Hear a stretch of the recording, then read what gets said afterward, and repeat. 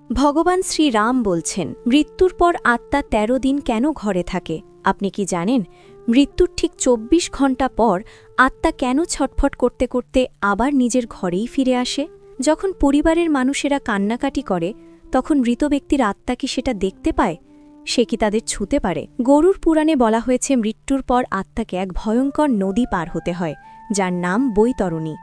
কিন্তু জানেন কি, এই নদী কারুর জন্য শীতল জল, আবার কারুর জন্য ফুটন্ত রক্ত হয়ে যায়। আজকের এই ভিডিওতে আমরা জানব ভগবান শ্রীরাম এবং স্বয়ং যমরাজের মুখ থেকে সেই পরম সত্য। মৃত্যুর পরবর্তী ১৩ দিনের এই রহস্যময় যাত্রা মিস করবেন না।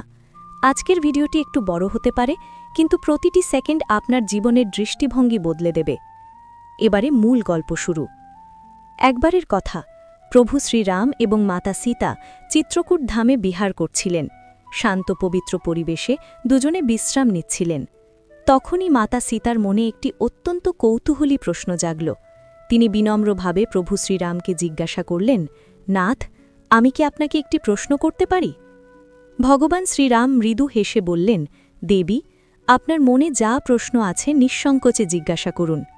মাতা সীতা বললেন, প্রভু, আমি জানতে চাই যে যখন কোনো প্রাণীর মৃত্যু হয়ে যায় তখন এমন কেন বলা হয় যে তার আত্মা ১৩ দিন পর্যন্ত নিজের ঘর এবং সংসারে থেকে যায়?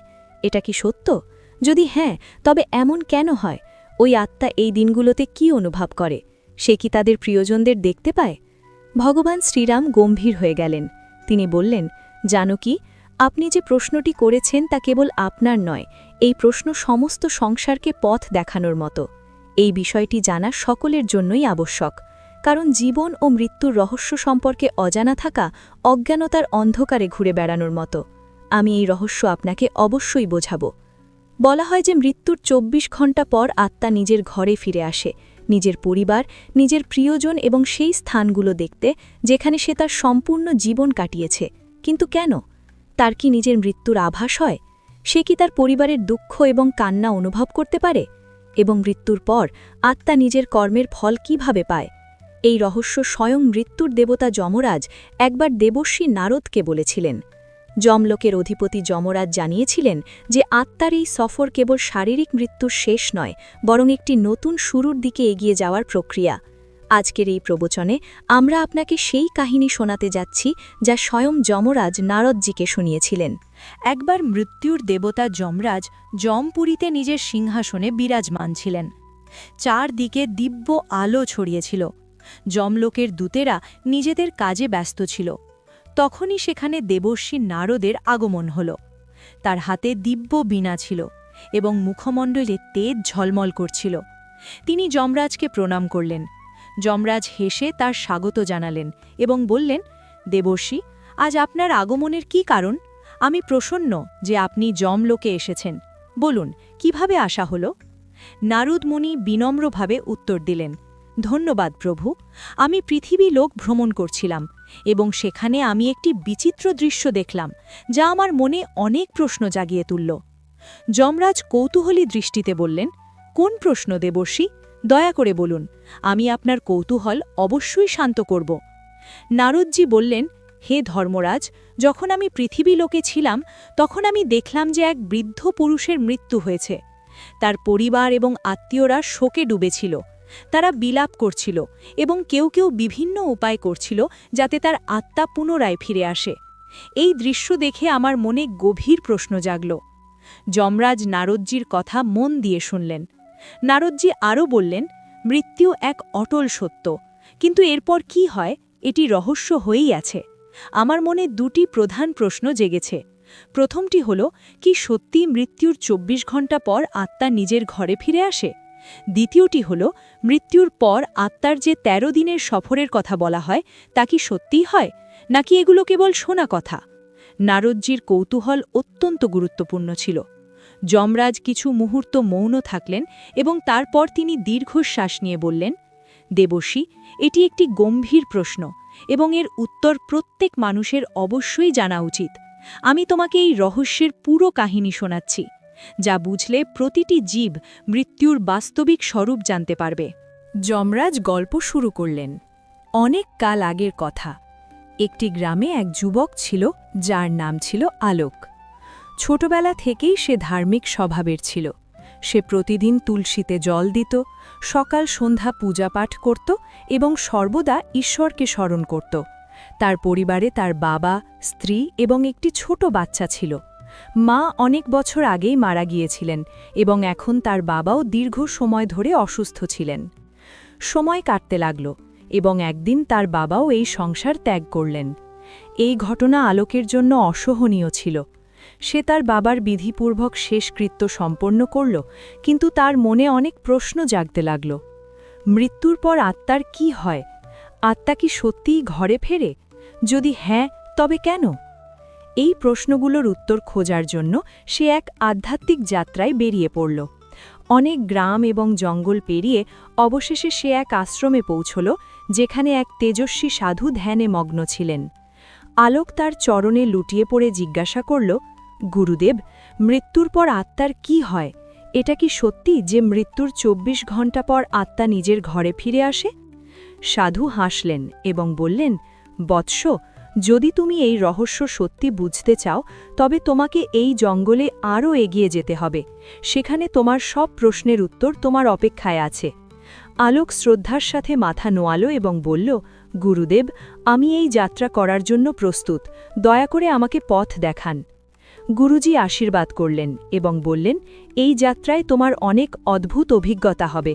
পথে যা ঘটবে সেটাই তোমাকে মৃত্যু এবং আত্মার রহস্য বুঝতে সাহায্য করবে। আলোক গুরুজির আদেশ অনুসারে জঙ্গলের দিকে এগিয়ে চলল। যেমন যেমন সে এগিয়ে গেল, জঙ্গল ঘন এবং রহস্যময় হতে লাগল। চারদিকে অদ্ভুত সব শব্দ শোনা যেতে লাগল। কোথাও প্যাঁচা ডাকছিল, তো কোথাও পাতার খসখস শব্দ বাতাসের ঝাপটায় ভীতিজনক মনে হচ্ছিল। জঙ্গলের এই ভয়ঙ্কর এবং ভুতুড়ে রাস্তা তাকে ভয় দেখাচ্ছিল ঠিকই, কিন্তু তার মনে জেগে ওঠা কৌতূহল অনেক বেশি শক্তিশালী ছিল। সে নির্ভয়ে চলতে থাকল এবং কিছু দূরে সে একটি বিশাল অশ্বত্থ গাছ দেখতে পেল। কিন্তু এটি কোনো সাধারণ গাছ ছিল না। তার শাখাগুলো সাপের মতো দুলছিল এবং তার ছালের ওপর যেন কারো মুখ ভেসে উঠেছিল। যেমনই আলোক তার কাছে পৌঁছালো, সেই গাছ মানবিক স্বরে বলে উঠল, হে মানব, দাঁড়াও, কোথায় যাচ্ছ? আলোক এটা শুনে স্তব্ধ হয়ে গেল। একটি গাছ কথা বলছে, কিন্তু সে ঘাবড়াল না। সে হাত জোড় করে অশ্বত্থ গাছটিকে প্রণাম করল এবং আদরপূর্বক বলল, হে মহাবৃক্ষ, আমি এখানে মৃত্যুর রহস্য জানতে এসেছি। আমার মনে অনেক প্রশ্ন আছে এবং আমি তাদের উত্তর খোঁজার জন্য এই যাত্রা করছি। দয়া করে আমাকে পথ দেখান। অশ্বত্থ গাছ গম্ভীর স্বরে বলল, তোমার কৌতূহল যোগ্য। মানব, আমি তোমাকে মৃত্যুর পরের প্রথম অবস্থার ব্যাপারে বলতে পারি, কিন্তু তার আগে তোমাকে আমার একটি ধাঁধার উত্তর দিতে হবে। যদি তুমি সঠিক উত্তর দিতে পারো, তবেই আমি তোমাকে আগামী জ্ঞান দেব। আলোক শ্রদ্ধার সাথে মাথা নোয়ালো এবং বলল, দয়া করে আপনার ধাঁধা জিজ্ঞাসা করুন, আমি উত্তর দেবার চেষ্টা করব। অশ্বত্থ গাছ একটু হাসল এবং বলল, শোনো, এই ধাঁধা তোমারই জীবনের সাথে যুক্ত। যখন জীবিত থাকি তখন আমি কাল হই, মরার পরে আমি লাল হয়ে যাই। আমাকে যত জ্বালাবে আমি ততই ছড়িয়ে পড়ব। বলো, আমি কে? আলোক মন দিয়ে শুনল এবং চিন্তায় পড়ে গেল। এই ধাঁধা সাধারণ ছিল না। সে কিছু সময় ধরে চিন্তা করতে থাকল। তার মনে অনেক বস্তুর বিচার এলো, কিন্তু তারপর হঠাৎ তার নজর একটি বস্তুর দিকে গেল, যার ব্যবহার সে প্রতিদিন নিজের ঘরের যজ্ঞ এবং পূজায় করত। তার চোখে চমক চলে এলো। সে অশ্বত্থ গাছের দিকে তাকালো এবং আত্মবিশ্বাসের সাথে উত্তর দিল, এর উত্তর হল কয়লা। যখন কয়লা জীবিত থাকে তখন সে কালো হয়, জ্বলার পরে সে লাল হয়ে যায় এবং ধীরে ধীরে ছড়িয়ে পড়ে ছাইয়ে পরিণত হয়। যেমনই আলোক এই উত্তর দিল, অশ্বত্থ গাছের শাখাগুলো নড়তে শুরু করল। চারদিকে বাতাস দ্রুত বইতে লাগল এবং গাছটি নিজের স্বর গম্ভীর করে বলল, সত্য বলেছ বৎস, তুমি আমার ধাঁধার সঠিক উত্তর দিয়েছ।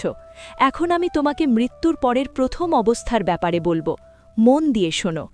অশ্বত্থ গাছটি আরও বলল, বৎস, যখন শরীর নষ্ট হয়ে যায় তখন আত্মা এক ভ্রমের স্থিতিতে চলে আসে।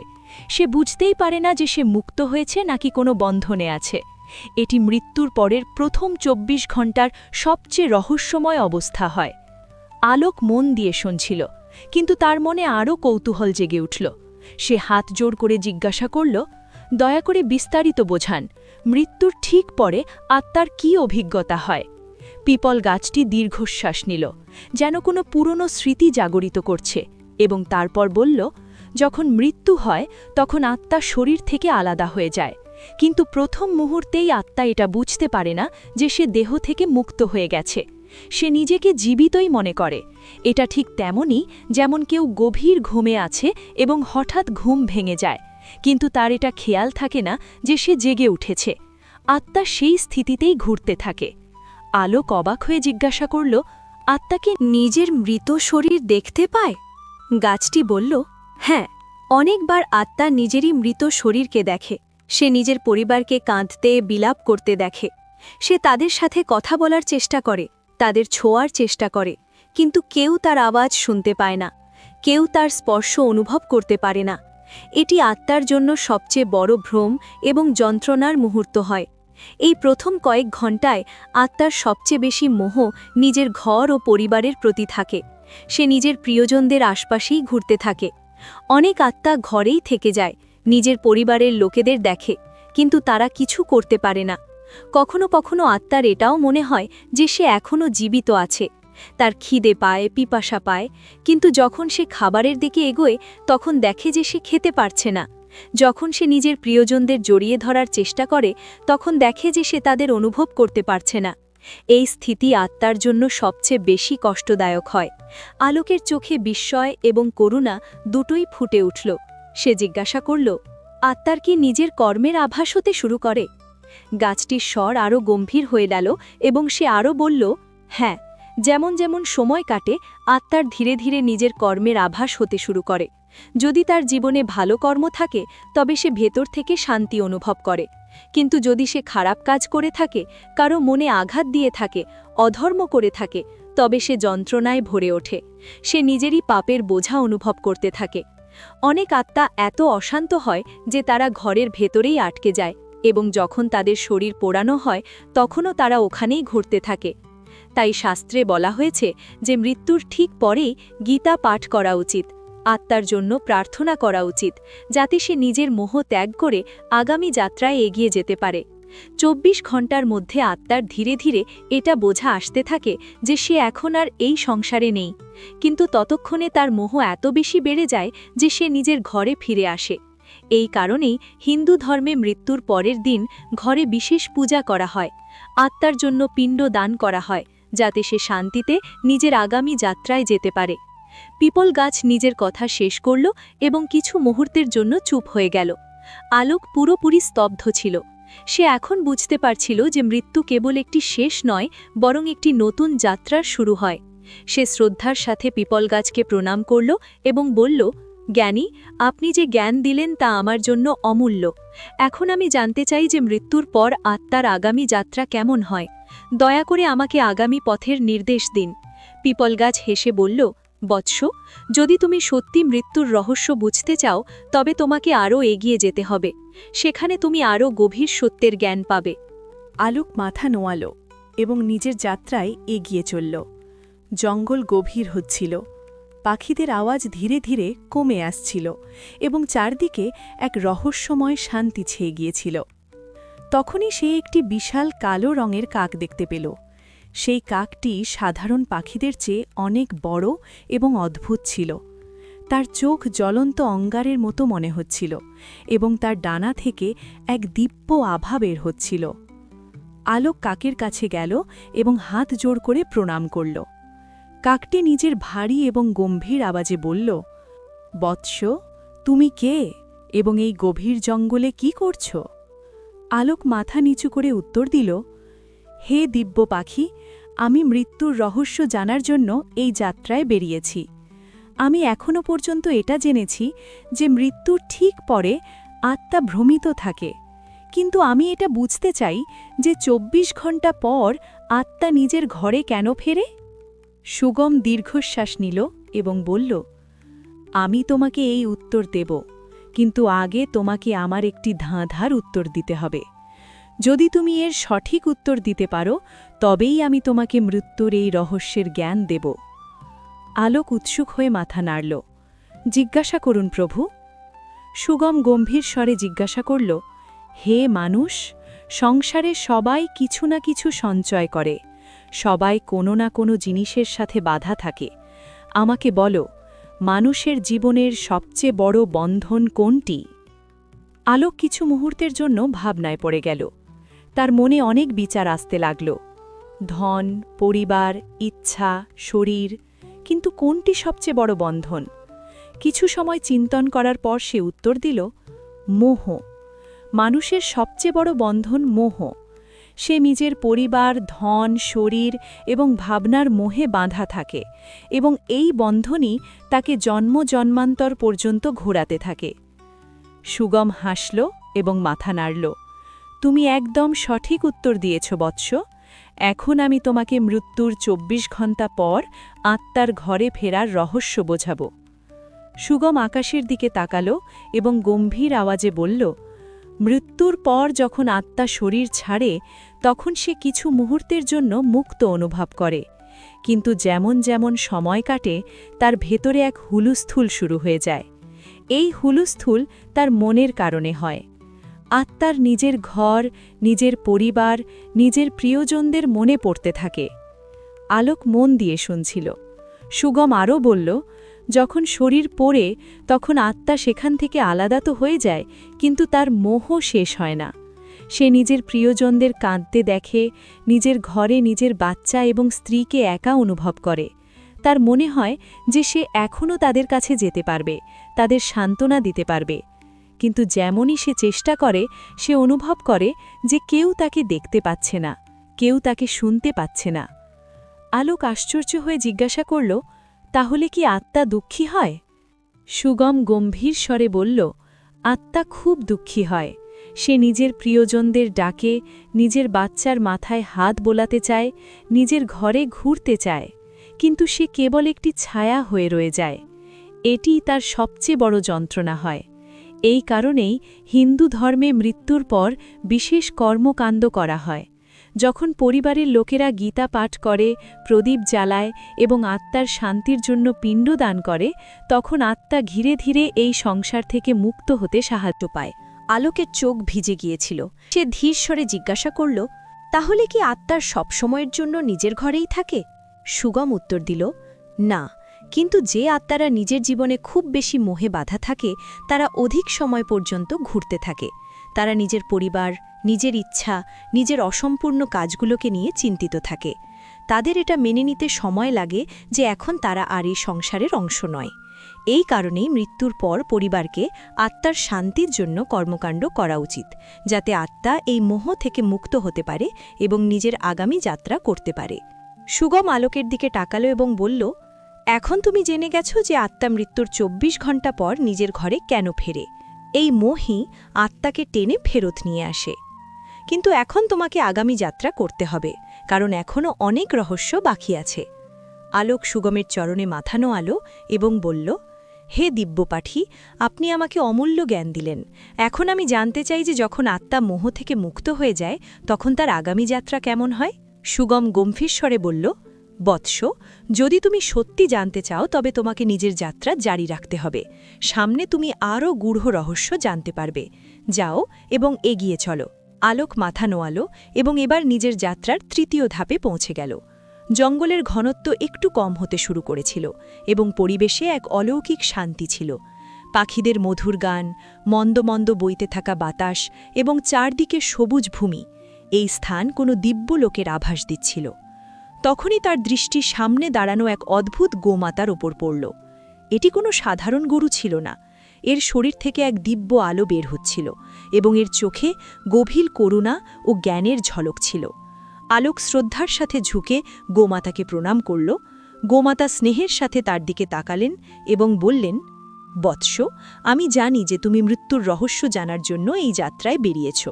আমি তোমাকে আগামী জ্ঞান দেব, কিন্তু আগে তোমাকে আমার একটি ধাঁধার উত্তর দিতে হবে। আলোক শ্রদ্ধার সাথে মাথা নোয়ালো এবং বলল, হে মা, দয়া করে আমাকে জিজ্ঞাসা করুন।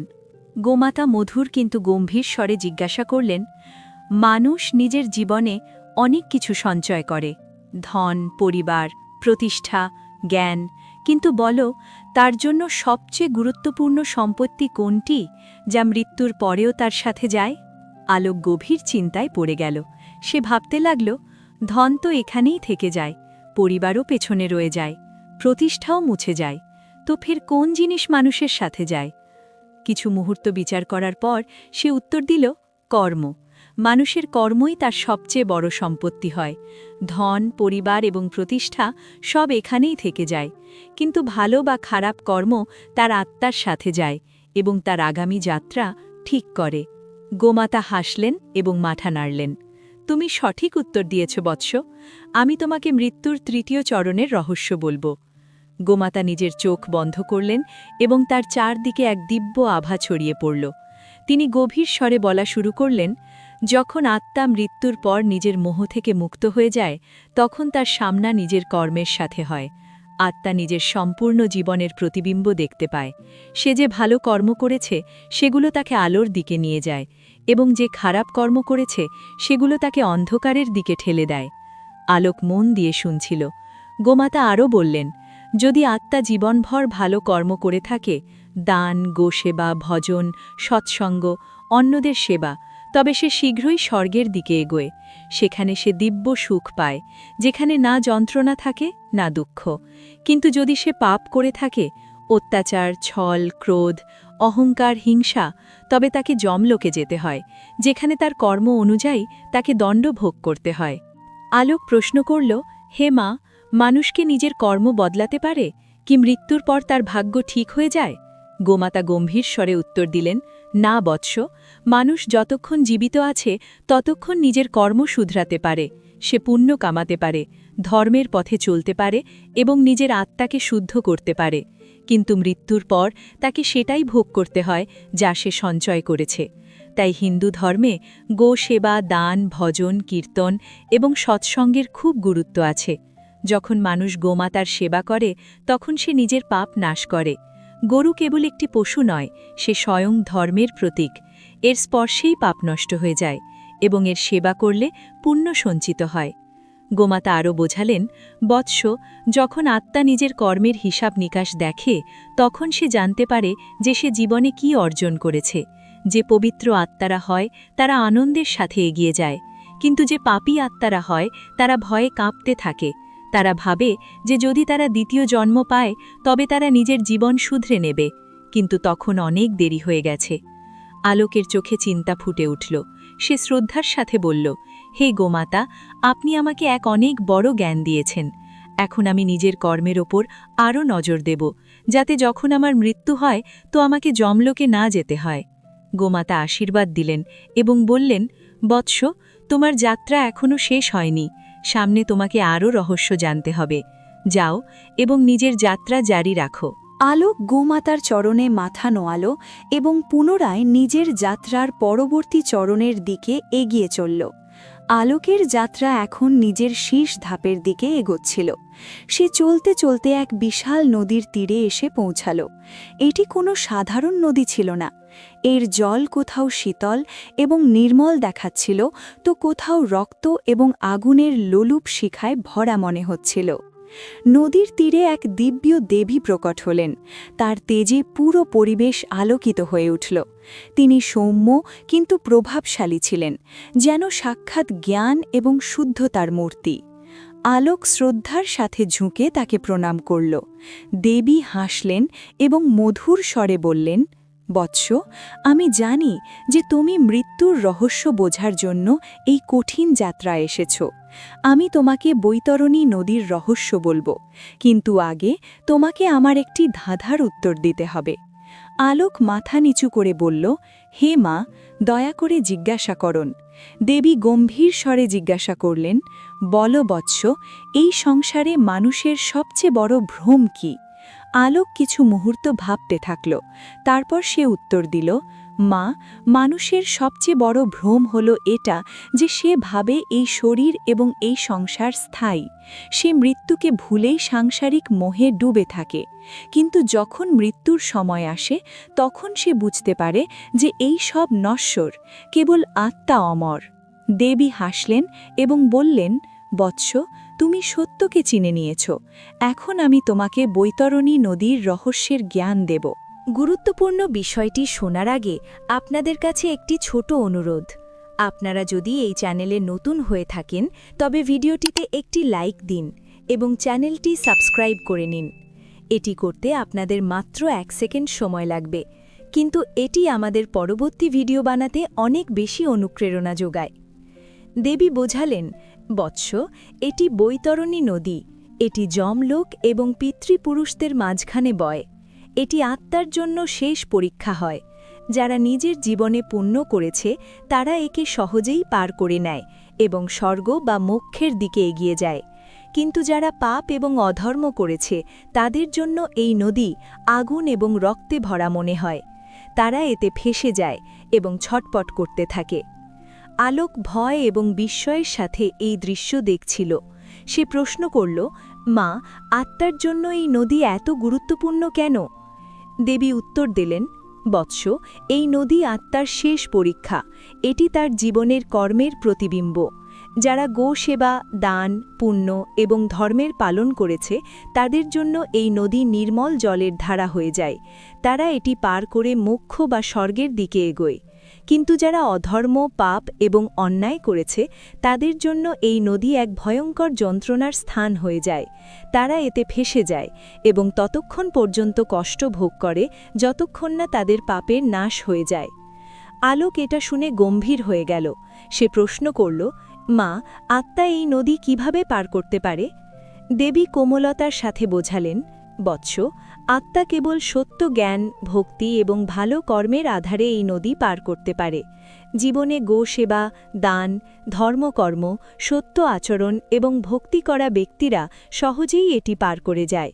বিশেষ করে গোদান, গরুর দান করা ব্যক্তিদের জন্য এই নদী সহজ হয়ে যায়। শাস্ত্রে বলা হয়েছে যে যারা জীবনে গরুকে দান করে তারা মৃত্যুর পর বৈতরণী নদী পার করার সময় সেই গরুই তাদের সাহায্য করে। আলোক অবাক হয়ে জিজ্ঞাসা করল, মা, এর অর্থ কি? দেবী বোঝালেন, বৎস, গরু কেবল একটি পশু নয়, এটি স্বয়ং ধর্ম, দয়া এবং পবিত্রতার প্রতীক। যখন কোনো ব্যক্তি জীবনে গরুকে দান করে, তাকে সেবা করে, তাকে খাবার দেয়, তখন সেই গরু তার আত্মার সাথে বন্ধন তৈরি করে। মৃত্যুর পর যখন আত্মা বৈতরণী নদীতে পৌঁছয় তখন সেই গরু তার সামনে প্রকট হয় এবং তার লেজ ধরে আত্মা সহজেই নদী পার করে যায়। এই কারণেই হিন্দু ধর্মে গোদান এবং গো সেবাকে সবচেয়ে বড় পুণ্যের কাজ মানা হয়। আলোক মনোযোগ সহকারে শুনছিল। দেবী আরও বললেন, বৎস, এখন আমি তোমাকে মৃত্যুর পরের 13 দিনের সম্পূর্ণ যাত্রা বোঝাব। মন দিয়ে শোনো। প্রথম দিন থেকে তৃতীয় দিন পর্যন্ত। মৃত্যুর পর প্রথম 3 দিন আত্মা নিজের ঘরেই ঘুরতে থাকে। সে নিজের পরিবার, নিজের বাচ্চা, নিজের স্ত্রী বা স্বামী সকলকে দেখতে চায়। সে নিজের প্রিয় জিনিসগুলো দেখে, নিজের কক্ষে যায়, কিন্তু কেউ তাকে দেখতে পায় না বা তার উপস্থিতি অনুভব করতে পারে না। এই 3 দিন আত্মার জন্য সবচেয়ে কঠিন হয়। চতুর্থ দিন থেকে 10ম দিন পর্যন্ত। চতুর্থ দিন থেকে আত্মা ধীরে ধীরে বুঝতে শুরু করে যে সে এখন আর এই সংসারের অংশ নয়। এই সময়ে যমদূতেরা আসে এবং আত্মাকে তার কর্মের হিসাব দেখায়। আত্মা নিজের সম্পূর্ণ জীবন দেখতে পায়। তার ভালো কর্ম, খারাপ কর্ম সবকিছুর বিচার হয়। এই সময় যদি পরিবার শ্রাদ্ধ, তর্পণ, পিণ্ড দান করে তবে আত্মাকে অনেক শান্তি মেলে।